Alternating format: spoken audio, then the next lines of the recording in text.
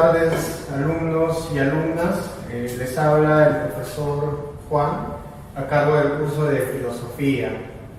Bien, esta semana vamos a desarrollar lo que es el periodo presocrático. Ya hemos tenido la clase anterior, estábamos viendo justamente este periodo llamado presocrático y nos habíamos quedado, me parece, en Pitágoras. Hemos hecho Anaxágoras, lo estábamos definiendo por escuelas. Bien, recordarles también que ustedes tienen ahí un material y en este material ustedes deben de revisar para poder continuar con las clases. Bien, antes de empezar las clases, yo les estaba recordando que la filosofía, exclusivamente la filosofía, se había originado en Grecia.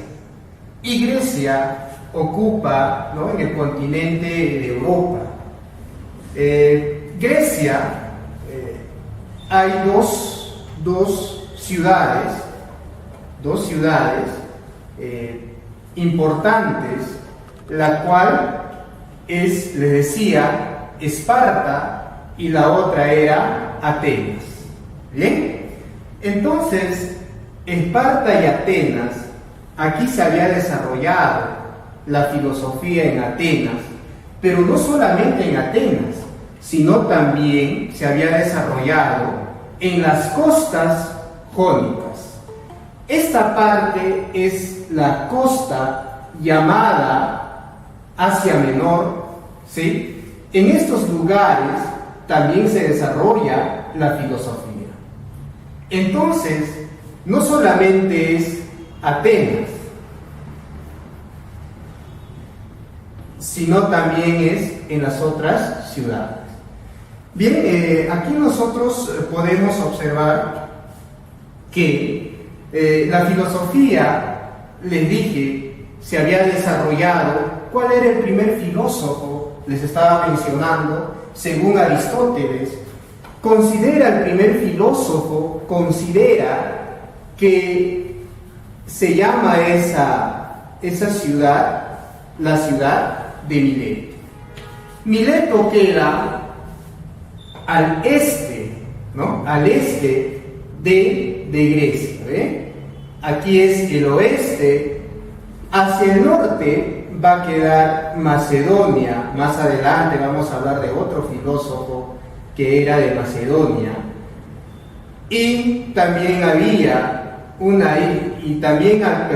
al oeste queda Roma, conocido como Italia. Y en Italia hay una isla llamada Sicilia. Aquí también se desarrolla, hay un personaje, un filósofo llamado Empédocles de Agrigento. Bien, entonces, jóvenes, recordarles que Grecia no solamente era, digamos, la Grecia continental, sino también tenía otros pueblos, nosotros le llamamos archipiélagos. Entonces, no solamente había unas cuantas islas, sino hay muchísimas. ¿Bien? Entonces, lo que sucede es que los filósofos van a desarrollar sus filosofías en cada ciudad de Grecia. Entre esas ciudades está Atenas. ¿Qué más? ¿Qué otra ciudad? Por ejemplo, queda Éfeso. También está Éfeso. ¿Quién es de Éfeso? Después está de Elea. Y por aquí, en una islita, está Samos. Y aquí va a ser Pitágoras. Y yo les decía en la clase anterior que a Pitágoras se le conocía, por ejemplo, les dije, como el filósofo el itálico. ¿Por qué? Porque Pitágoras, desde Samos, de estas costas, va a ir hasta Italia, en un lugar llamado Crotona. Entonces, los filósofos jóvenes se trasladaban en el periodo clásico, en este periodo clásico de Grecia, iban específicamente a Atenas. Atenas en el año 400 a.C. se volvió el foco cultural, jóvenes, para la difusión de la filosofía. Bien, ahora vamos a explicar netamente a los presocráticos. Bien, ya hemos visto entonces la parte geográfica, cómo se ha ido desarrollando, en qué ciudades aparecen los filósofos. Y justamente ahora vamos a hacer a cada uno de ellos. ¿Bien? Listo. La filosofía que estábamos hablando era ¿de qué edad? ¿Recuerdan? A ver, vamos a ponerlo acá. Era sobre la edad antigua. ¿Recuerdan? Antigua. Bien, en la edad antigua, y estábamos haciendo en la edad antigua filosofía griega. Bien, la filosofía griega, a ver, revisen ahí su separata, se divide en la edad antigua el periodo presocrático, que sería 1-1, más adelante el 1-2 sería el periodo antropológico, luego el periodo de los grandes sistemas. Bien, entonces vamos a desarrollar el periodo presocrático. Bien, jóvenes, les estaba explicando que el periodo presocrático se decía porque este periodo es antes de ¿quién? Antes de Sócrates. Pero a la vez también ustedes pueden resaltar en la separata que también se le conoce como el periodo cosmológico. Bien, ¿en qué siglo se desarrolla? En el siglo 6-7 antes de Cristo. Específicamente, los presocráticos, ¿de qué trataron? Trataron el estudio de la naturaleza. Entonces, los filósofos del periodo presocrático se preguntan, ¿qué se preguntaban? ¿Recuerdan, los jóvenes? ¿Recuerdan de lo que se preguntaba? Se preguntaba sobre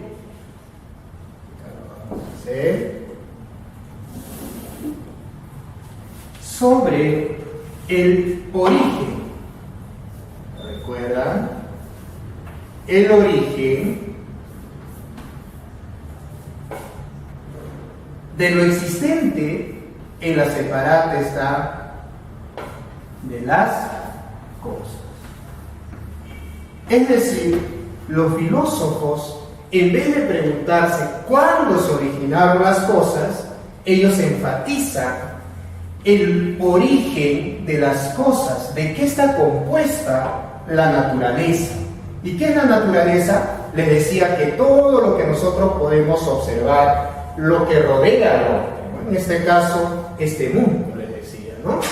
Bien, entonces, la preocupación de estos filósofos es el origen de las cosas. ¿Cuál es el origen? Bien, para ello nosotros estábamos clasificando por escuelas, ¿bien? Pero acá vamos a hacerlo de forma más concluida. Estamos haciendo acá filósofo y estamos poniendo la palabra arché. ¿Recuerdan qué significa la palabra arché? La palabra arché fue introducida por Anaximandro, que se llama, o qué significa el principio. Entonces, si yo estoy escribiendo arché, es porque arché significa el principio. ¿El principio de qué voy a hablar? El principio de las cosas. O estoy hablando el principio de la naturaleza. ¿Bien? También llamaban los filósofos la sustancia, le decían, ¿no? Entonces, cada filósofo postula, tiene una tesis para que pueda sustentar cuál es el origen de las cosas o cuál es el origen de lo existente o de la naturaleza. Bien, ahí teníamos a uno de los primeros filósofos que se llamaba, pertenecía a la escuela jónica, le decía, ahí está en la separata, y también le decía en la escuela de Mileto, ¿no? Es válido. ¿Por qué jónica? Porque esta parte, ¿sí?, la que da hacia menor, ¿no?, se le conoce como las costas jónicas, el mar Egeo, y acá se le llama el mar Jónico. Entonces, de ahí proviene el nombre las costas jónicas, ¿no?, que también los jonios, pues los jonios se le atribuye a una de las estirpes de los griegos, ¿no? De ahí provienen las costas jónicas, o sea, esta parte jónica, ¿no? ¿Dónde? En Mileto, ¿eh? Por eso, la escuela de Mileto, o esta parte, como les estoy diciendo que se llama, las costas jónicas, los jonios, ¿no? Entonces, ellos poblaron estas costas, de ahí viene el nombre jónico. Bien, ahora vamos a mencionar al primer filósofo de la escuela jónica. Vamos, ¿dónde están las costas jónicas? Bien, en Mileto. Bien, de ahí proviene, y yo puedo mencionar, y puedo escribir aquí, Tales. Bien, Tales es de Mileto, de las costas jónicas. Para Tales de Mileto decíamos que el origen de las cosas o el principio de las cosas se encuentra en un elemento. ¿Cómo se llama ese elemento? Sencillo. Ese elemento o esa sustancia se llama el agua. Bien, el agua. Entonces, para Tales, el principio de las cosas, bien, este tema lo tocan en el prospecto de admisión para la UNEVAL, ponen las cosas.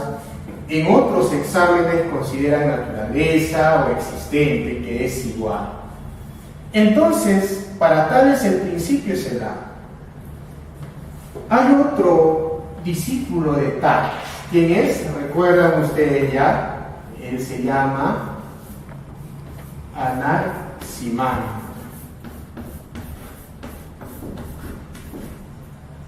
Para Anaximandro, el principio de las cosas, recuerdan que era el apeo. Y en las clases yo expliqué por qué era el apeo. ¿Qué significaba el apeo? El apeo significa, jóvenes, significa ilimitado. ¿Recuerdan? Entonces, si apeo significa ilimitado o ilimitado. ¿Pero de qué? ¿De qué ilimitado? ¿Recuerdan? Nosotros decíamos ilimitado de qué. Nosotros completamos y también habíamos mencionado que es de materia. Bien, eso es con relación a Anaximandro, que también Tales, Anaximandro, y hay otro filósofo. ¿Cómo se llama? Se llama Anaxímenes. Bien, Anaxímenes. Anaxímenes también pertenece a Mileto. Bien, para Anaxímenes el origen o el arché de las cosas, de lo existente, viene a ser el aire. Bien, ahí está el aire. Entonces, estamos tratando de entender las tesis filosóficas, que viene a ser Tales, Anaximandro, Anaxímenes. Los tres son de la ciudad de Mileto, de las costas jónicas. Por eso se le llama escuela jónica también. Bien, Tales de Mileto, recuerdan jóvenes, vamos un poquito a profundizarlo, acá se va a entender la teoría. Yo les decía que Tales de Mileto, aparte de ser filósofo, era comerciante. Entonces, Tales salía y visitaba, por ejemplo, el África. Acá está el río Nilo, el África. Los egipcios, los persas, los babilonios. Entonces, Tales viajaba, era comerciante. Salía desde las costas de Mileto y recorría esta parte de la costa litoral del África. Bien, entonces, como Tales observaba las islas, porque le dije que es un archipiélago, entonces Tales observaba que de todo en este mar, en este océano, este mar Mediterráneo, habían islas. Y había algunas islas donde había vegetación. Entonces Tales empieza a razonar y dice, bien, el agua hace posible lo existente. ¿Y cuál es lo existente? Lo existente son las plantas, por ejemplo, ¿no? Entonces, si las plantas tienen vida, netamente el agua también es vida, diríamos, ¿no? Por eso es que Tales sustenta de que el agua es el principio que le da la existencia. ¿Bien? En cambio, Anaximandro, que es su discípulo, Anaximandro es discípulo de Tales, eso está en la separata, remarcamos, es el ápero. El ápero, les decía, es lo ilimitado, pero ¿de qué ilimitado? De materia. Entonces, el ápero es materia ilimitada que da también origen a lo existente. ¿Bien? Ahora Anaxímenes. Anaxímenes también va a sustentar y dice el aire. ¿Por qué el aire? ¿Bien? Porque Anaxímenes dice, ese ilimitado, eso que no tiene fin, es infinito, es el aire. ¿Bien? Entonces, lo que trata de explicar Anaxímenes es un ejemplo sencillo. A ver, yo les decía, si ustedes, por ejemplo, yo me encuentro en estos momentos acá, el agua me da vida, eso es cierto, eso dice Tales. Entonces Anaxímenes diría, pero si este maestro ha dicho que el agua da vida, pero yo postulo que el aire también da vida. Pero ¿cuál es el principio? Les decía que yo puedo beber agua, bueno, el agua me da vida, me da energía, pero lo constantemente, lo que no dejo de hacer, ¿qué era? Es respirar. Por lo tanto, Anaxímenes dice, está bien, el agua es un origen, mantiene la vida, pero lo que es más necesario en el ser humano es el aire. Por lo tanto, es el principio de lo existente. Eso es lo que diría, en este caso, Anaxímenes para tratar de sustentar su tesis. ¿Bien? Ahora pasamos al siguiente filósofo. ¿Quién era? Era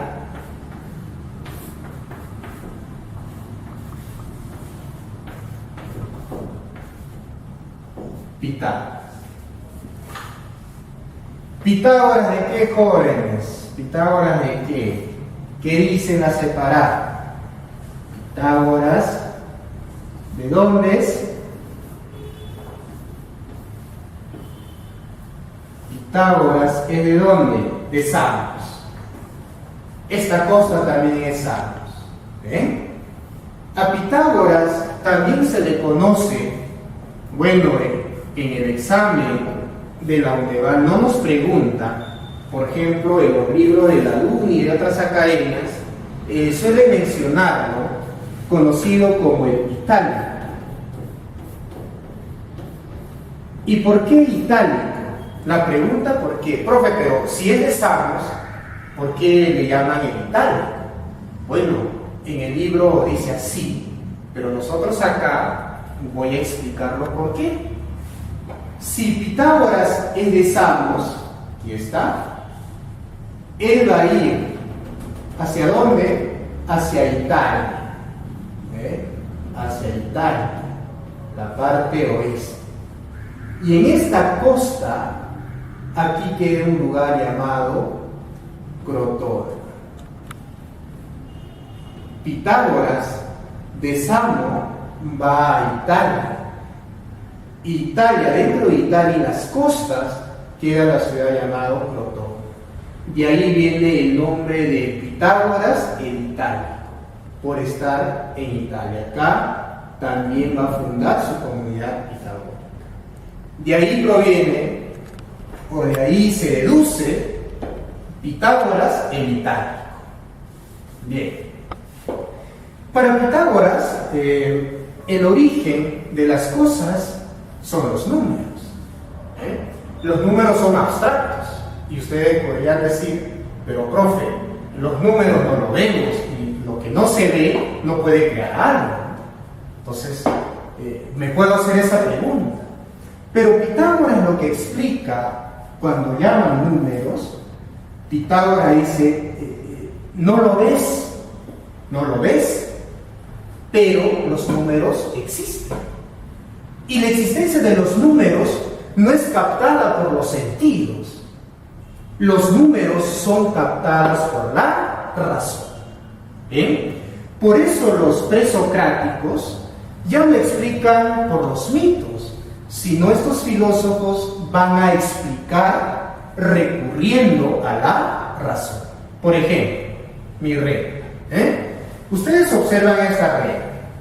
¿Qué ven mis ojos? Mis ojos ven, profe, es una regla allá, está hecho de madera.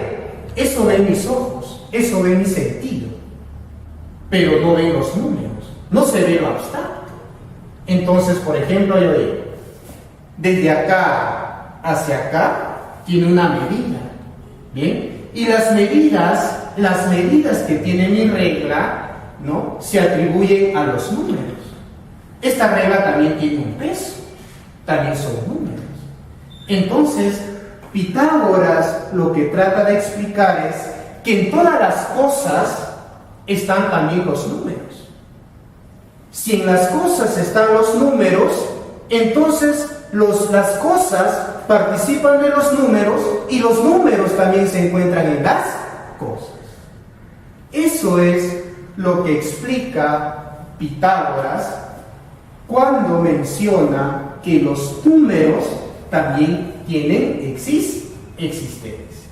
Bien, jóvenes, entonces con Pitágoras ya no ven tanto los sentidos, hasta la pizarra, por ejemplo, ¿no?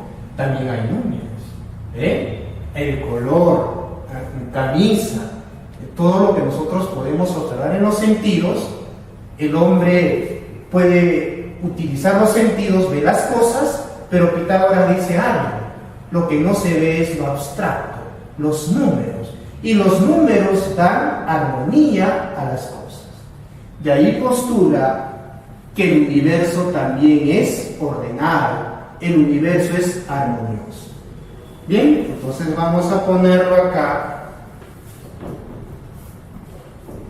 Quedan los números que dije que da armonía. ¿Qué más da? Orden. Entonces la armonía da los números. ¿Bien? ¿Y qué es armonioso? El cosmos. Todo es armonía. Todo está compuesto de los números, diría Pitágoras. Bien, jóvenes, entonces estoy haciendo de una manera poco resumida para que ustedes puedan entender. Heráclito es de Éfeso.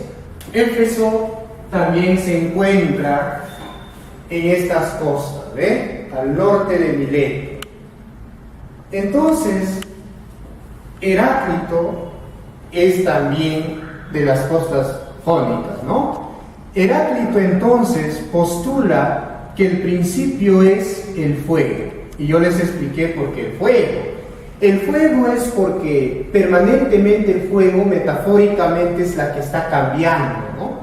Por eso Heráclito dice, hasta el cosmos, el universo, dice, es eternamente, ¿no?, un fuego que con medida se enciende y con medida se apaga. Entonces el fuego es como una transformación para Heráclito, para demostrar que el fuego es un elemento o es el origen de las cosas. Pero el fuego también simboliza, jóvenes, al cambio. Por eso también hemos dicho que el fuego, o a Heráclito, aparte de que el fuego se le atribuye, también se le dice que él es el padre de la dialéctica, por ejemplo, antigua, según Carlos Marx. Entonces, él dice, todo fluye. En los exámenes dice el filósofo que dice, todo fluye, todo cambia. Y yo les explicaba en la clase que para Heráclito, en la naturaleza, todo está cambiando. Por eso decía, nadie puede tocar las aguas dos veces, nadie puede tocar las aguas dos veces. ¿Por qué decía eso, que nadie puede tocar las mismas aguas dos veces? Porque las aguas que ya te tocaron, ¿no?, pasan, y las aguas que te van a tocar serán nuevas. Por eso para Heráclito, en la naturaleza, todo está cambiando, todo cambia, nada es estático, ¿no?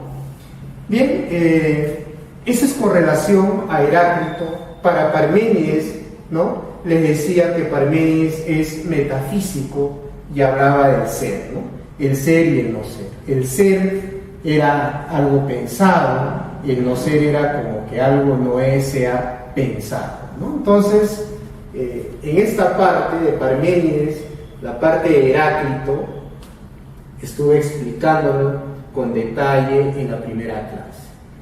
Anaxágoras, acá sí creo no se explicó mucho. Anaxágoras dice que el origen de las cosas son semillas. Aristóteles le llama en su libro homiomerías.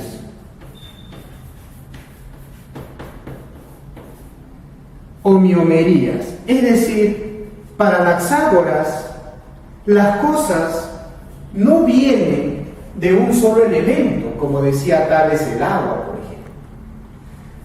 Para Anaxágoras son semillas, y cuando yo digo semillas, son infinitas, no solamente de un solo elemento. Para Anaxágoras lo existente proviene, el arché es semillas infinitas. De ahí que Aristóteles le llama las homiomerías. Las semillas o las homiomerías dan origen a lo existente, diría Anaxágoras. Además, Anaxágoras, un dato importante, jóvenes, es que Anaxágoras fue maestro de Pericles. En la época clásica, que también se le conoce como el siglo de Pericles. Cuando nosotros decimos el siglo de Pericles, otros lo mencionan, el siglo de oro clásico, Pericles ha llamado de Pericles Anaxágoras desde Clasómenes. ¿De dónde es Anaxágoras? De Clasómenes. ¿Y dónde queda, profe, Clasómenes? Allá, muy bien. Clasómenes también queda acá, jóvenes, en las costas. Entonces, Anaxágoras va hasta Atenas, hacia Atenas. ¿En qué tiempo? Aproximadamente en el 400, cuando Pericles empieza a gobernar Atenas. Y ahí Anaxágoras tiene su escuela. Pero los atenienses, como tenían un pensamiento religioso, entonces Anaxágoras enseñaba ahí, jóvenes, una curiosidad, con una filósofa llamada Aspasia, ¿no? Eso no está en el libro, pero lo estamos ahí recalcando, Lo importante es que Anaxágoras en Atenas llega y tiene su escuela en Atenas. Y como se encontraba con atenienses religiosos, los atenienses decían que Apolo, por ejemplo, estaba gobernado también los dioses, gobernaban Atenas los dioses. Y por ejemplo, lo que dice Anaxágoras es que el sol no es divino, no es Dios, sino es piedra. Que la luna es tierra, que tiene piedras. Y decir eso en esos tiempos en Atenas, en el año 400 a.C., era un pecado ante todos. La ley no te permitía. A partir de ahí, Anaxágoras es desterrado de Atenas. Entonces podríamos decir que Anaxágoras afirmó que el sol es mole. Así vino en un examen de admisión. Mole, piedra, ¿no? El sol es mole. El sol no es divino. El sol es materia. Por decir esto, Anaxágoras fue desterrado de Atenas, ¿no? Ese es un dato también muy importante. El sol es piedra, ¿no? La luna es piedra. Luego viene otro filósofo llamado Empédocles, que dice la separata, Empédocles de Agrigento. ¿Dónde queda Agrigento? Allá. Agrigento queda, jóvenes, aquí, en Italia. Es la isla, Sicilia.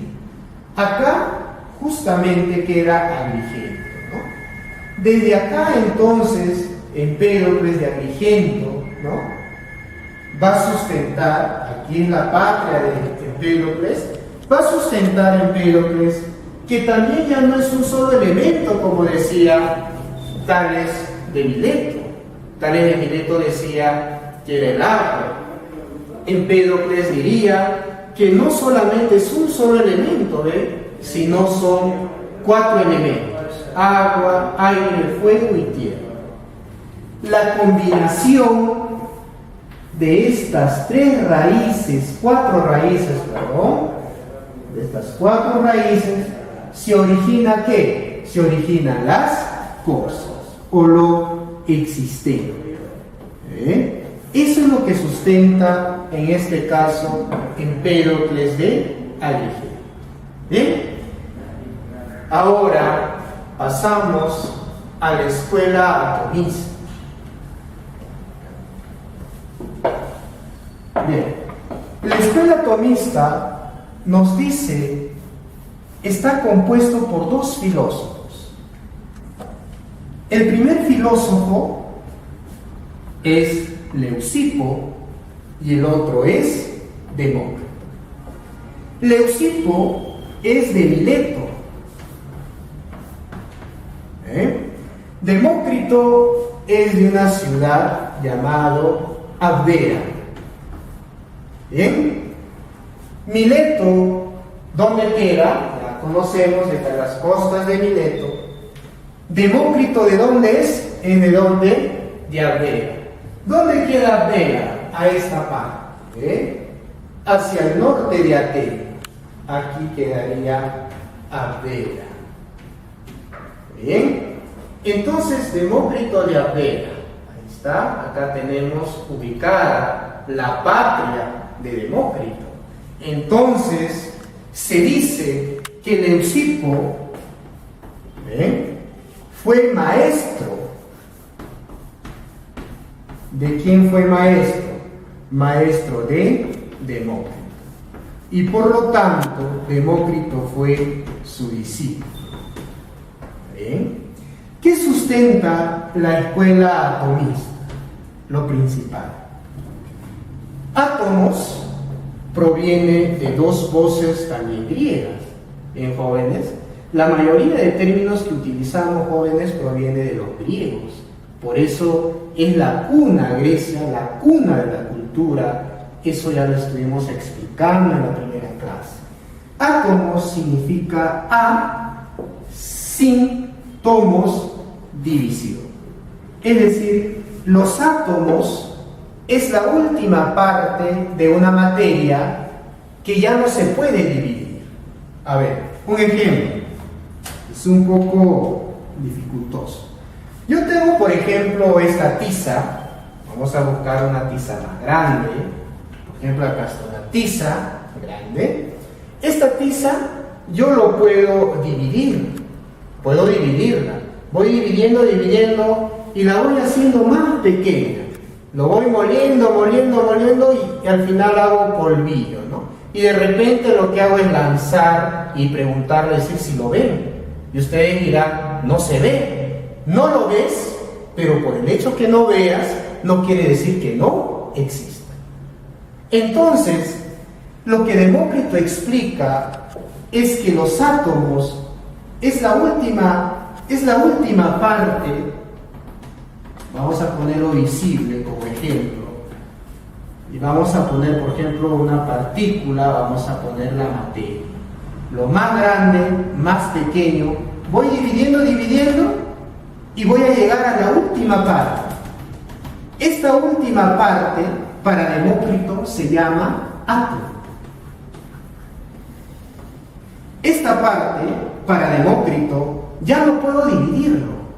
Porque si yo lo sigo dividiendo, lo voy a convertir, supongamos, en nada. Y los griegos, la nada era nada, no hay, no tiene existencia. Entonces Demócrito dice, de la nada no puede existir. Todo existe de algo. Si digo algo, hay algo. De ese algo es que puede originarse una cosa, pero la nada siempre es nada, ¿no? Incluso en las matemáticas los griegos no ponían las gráficas ni del cero. Para los griegos la nada era vacío. Entonces, esta última parte de la materia que se llama átomo no la puede dividir. Pero, profe, yo quiero seguir dividiendo. Ya. Si tú quieres seguir dividiendo, llegas a la nada. Entonces, si nosotros llegamos a la nada, entonces, ¿qué pasaría? Si tú sigues dividiendo el átomo, entonces lo que diría Demócrito es, si nada es, nada será. Nada existe, porque no hay nada. ¿Pero por qué estoy yo acá? Nosotros existimos. La regla tiene una existencia. Y si todo existe, es porque proviene de algo que existe. Entonces es imposible. La nada también tiene una existencia. Entonces yo puedo decir que de los átomos, que son pequeñísimos, mira, el proceso más grande, otro proceso más grande, otro proceso más grande, y finalmente yo tengo una existencia. Si existimos es porque existe ¿quién? Los átomos. Eso es la prueba real. Entonces, para Demócrito, nuestros sentidos no captan. Los átomos son captados por nuestra razón. Solamente la razón puede explicar la existencia de los átomos. Y usted dirá, profe, pero usted está mal. ¿Qué pasó? Hay más pequeños que los átomos, muy bien. Los quarks, por ejemplo. Pero los quarks tienen existencia. Por eso existen los átomos. Los átomos dan existencia a lo más grande. De ahí, jóvenes, puede provenir también esta idea